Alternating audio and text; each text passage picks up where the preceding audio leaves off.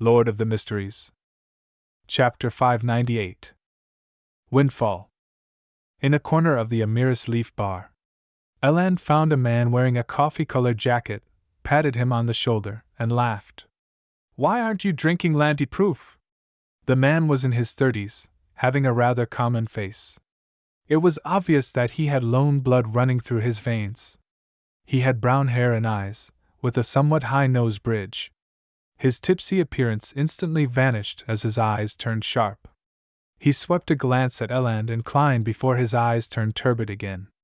He said, sounding completely intoxicated, "I've already drunk. I'm drinking Zarhar to lessen the effects of the alcohol." Zarhar was a locally produced malt beer. It was cheap and tasted quite good. Eland chuckled and pointed at Klein. "Gehrman Sparrow." Then, he introduced the man to Klein. "Oz Kent. You can call him Kent. Chat amongst yourselves. I'll have to return to make preparations. I'll be setting off early, tomorrow morning." He waved his hand and left without any hesitation. Klein pulled over a nearby chair and sat down. He didn't get any alcohol as he expressionlessly looked at Oz Kent. The staring made Kent feel extremely uncomfortable as he downed a mouthful of Zarhar and said, "Find me if there's anything in the future. You'll be paid as long as you provide any intel of value, or if you help us do certain things." He wasn't worried that the drunkards around them would hear their conversation, as many gangs and pirate crews would say the same thing. The words used to rope in informants were usually the same. "All right." Klein had the strong urge to ask if he could be reimbursed for dressing up as Helene to assassinate Vice Admiral Aylmet despite it being paid by Danitz. However, it was just a thought. Oz Kent chuckled while appearing completely drunk. "I heard Ellen mention some things about you, but I have to remind you that one shouldn't be too crazy out at sea. You need to take note and try your best not to provoke the pirates. What I mean is to not fight them head-on. Privately providing us information would be fine. We will keep it a secret for you." This time, he had clearly suppressed his voice. Seeing no response from Gehrman Sparrow, he added, "Pirates wouldn't bother with any chivalrous code, nor will they abide by the kingdom's laws and rules. Burp. If you have a family at different port cities or some island colony, they'd definitely be capable of attacking your family." "Family?" Klein fell silent for a second before calmly saying, "I do not have a family." Oz Kent was nearly at a loss for words. All he could do was say, "They will also attack your friends." Then, he heard Gehrman Sparrow reply in an unperturbed tone, "I do not have friends." Oz Kent instantly choked up. He subconsciously drank a mouthful of Zarhar beer to calm himself. After coughing twice, he said in a deep voice, "They will also ambush you. They will also bribe people to learn about your schedule and intercept your ship. At sea, a single-person strength is often so inconsequential." Klein said rather calmly, "I wouldn't reject them from giving me money. That's basic courtesy." "Giving money?" Oz Kent was clearly taken aback as he found Gehrman Sparrow's words incomprehensible. A few seconds later, he realized that the man was treating pirates as mobile bounties. He drank mouthful after mouthful of beer, momentarily at a loss for words. In the basement of the Amiris Leaf Bar. An unknown adventurer? Worm-tongued Mither King's mind stirred as he sat straight up. Strongman Ozil nodded. According to Blue Eyes Meath, that adventurer is new. He likely hasn't been to the archipelago for long, but Meath felt that he was considerably dangerous. Considerably dangerous? Could he be the person who killed Steele Mavady and company with Blazing Danitz? Could it be the person who disguised himself as Helene to attack Captain? Mither immediately made certain connections as he asked with a deep voice, "Do you have his photograph or a portrait?" Ozil beckoned to a subordinate and received a piece of white paper. "We used a ritual to get Blue Eyes Meath to draw the unknown adventurer's appearance. As you know, it's different having a firm footing in Biam's underground world than being a successful pirate. I need supporting members. To hire them, I spent quite a bit of money." Mither could read between the lines as he chuckled. "As long as you get to the bottom of this matter, Captain wouldn't be stingy with her." "Reward?" He took the portrait, spread it out, and discovered a cold-looking man with black hair and brown eyes. His face was slightly thin, and he had a cut face. He wore a black double-breasted frock coat and a half-top hat. Never seen him before. It's impossible to confirm if he's the person who disguised himself as Helene. Mither raised his head and said, "Find out his identity and whereabouts. I've already instructed my men to do it." Strongman Oziel said with a deep laugh. The two fell silent at the same time as they drank their Southville red wine. A few minutes later, a bar bouncer entered and broke the silence. He glanced at Wormtongue Mither, leaned in towards his boss's ear, and whispered. Oziel's expression instantly turned odd as an unconcealed smile appeared.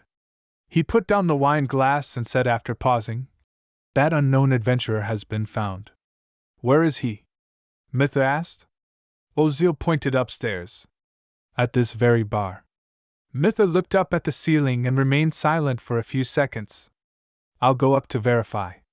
He believed that having had some interaction with the disguised Helene, he had a general understanding of the man's abilities. He believed that no matter how good the man was at disguising himself, he would definitely feel a sense of familiarity. Therefore, he decided to confirm it himself. According to his usual habits, he wouldn't have taken such initiative and would instead perform an investigation from the outskirts. Only with enough confidence would he get himself involved. But this time, he wasn't too convinced of Oziel's subordinate. If it was really the person who disguised himself as Helene, he would immediately change his appearance and identity and vanish once he noticed something was amiss. Besides, Mither knew that he was presently being punished by his captain. He had to quickly perform a deed of merit in order to return to the Black Death. Sigh, regardless if I was lacking in ability or not being careful enough, the outcome cannot be changed. I was fooled by that disguise and brought her onto the Black Death, nearly killing Captain. If it were Kalango's, he wouldn't have spared me. He has always been very greedy. He had long thirsted for my beyonder powers. Captain didn't believe that I had been in cahoots with the assassin simply because Kalango's could also change his appearance with creeping hunger. She didn't summon people to surround and kill me. She only sent me to Byam to investigate this matter. She's already being forgiving enough. Compared to Kalango's, she is truly a captain worthy of being loyal to. I have to quickly provide some meritorious service and find an excuse to contact her, so as to live up to her treatment towards me. As Mither King got up and walked out, he couldn't help but have these thoughts churn through his mind. Although he was a pirate who had killed countless and had plundered countless ships, he had a soft spot in his heart. Besides, he didn't notice that he was being constantly mesmerized by Vice Admiral Ailment Tracy via prolonged interactions with her. His fondness for her had seeped deep into his bones. Even if Ailment Maiden didn't have helpers, he wouldn't have resisted, kneeling down and kissing her toes at her behest. Of course, this didn't affect his fantasies of doing countless deeds with Tracy. If he had the chance, he believed he would take the initiative to do so even if he didn't get her permission. As a pirate, he had done such things plenty of times. When he went upstairs, Mither King followed the guidance of Oziel's subordinates and circled halfway around the bar's walls. From afar, he saw the unknown adventurer sitting in the corner. Identical to the portrait, but I don't feel any familiarity. Is it because his disguise is sufficiently good, or is he someone else? For example, Vice Admiral Iceberg Edwina? She can mimic the beyonder powers of those she had seen before. It's not impossible for her to change appearance like Kalango's. Mither's gaze paused for 2 seconds before he cautiously retracted it. But at this moment, Klein's spiritual intuition as a seer told him that someone was observing him. Without concealing anything, Klein immediately turned to look back. He saw a man with short eyebrows, deep eye sockets, and bronze eyes. Wormtongue Mither King, third mate of Vice Admiral Ailment's flagship, Black Death. Klein instantly recognized the person observing him. Instantly, 2 thoughts flashed in his mind.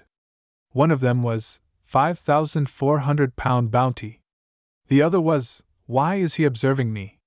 He managed to find me by investigating Danitz? The military contact person, Oz Kent, discovered Gairman Sparrow's abnormality as he traced his gaze. However, due to his angle, he was blocked by a few drunkards. At this point in time, Klein already instinctively came up with a solution. It was to pretend that he didn't recognize Mither King, retract his gaze, and get a cup of alcohol to drink. He could then secretly observe where he went, and then use his powers as a faceless to infiltrate where Mither hid himself before silently hunting him. As this thought flashed past his mind, Klein suddenly discovered a problem. That's me being myself. But I'm now Gairman Sparrow, a seemingly calm but crazy adventurer. With this thought, he suddenly turned around, drew his revolver, and aimed at Worm-tongued Mither King inside the rowdy bar. Bang! A gunshot rang through the bar as many customers reflexively crouched down while hugging their heads. All of them were extremely experienced. Many drunkards slumped to the ground, with more than 10 people throwing themselves to the side or rolling on the ground to dodge. These series of actions were well practiced, and Mither King was one of them. However, Klein didn't really pull the trigger, as he was afraid of injuring the innocent bystanders by mistake. There were many customers in between him and Mither. The gunshot stemmed from his powers of illusion creation. At that moment, everything before him opened up as people crouched down. Hence, having aimed at Mither, who had thrown himself sideways to the ground, he pulled the trigger this time. Bang!